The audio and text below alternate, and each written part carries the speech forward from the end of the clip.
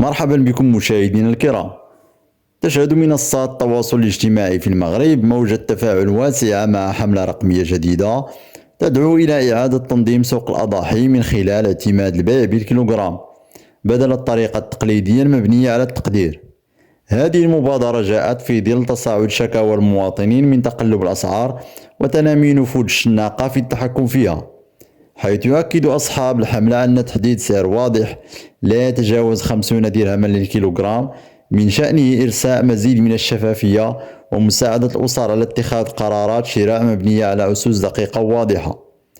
وتندرج هذه الدعوات ضمن سياق اختلالات متكررة يعرفها السوق التقليدي، إذ تعرف الأسعار تغيرات شبه يومية حسب العرض والطلب، بل وتتأثر أحيانا بتوقيت البيع سواء في نهاية الأسبوع أو بداية الشهر، ما يفتح الباب أمام المضاربة وخلق تفاوتات كبيرة في الأسعار.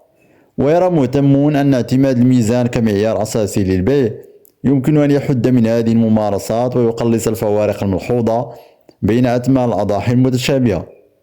ويستندون القائمون على هذه الحملة إلى نجاح تجربة بعض الفضاءات التجارية الكبرى التي اعتمدت بالفعل البيع بالكيلوغرام وسجلت إقبالا متزايدا من طرف المستهلكين بفضل وضوح الأسعار واستقرارها. ويعتبر متابعون أن هذا النموذج بدأ يكسب ثقة شريحة واسعة من المواطنين، خاصة أولئك الذين يفضلون تجنب تقلبات السوق التقليدي.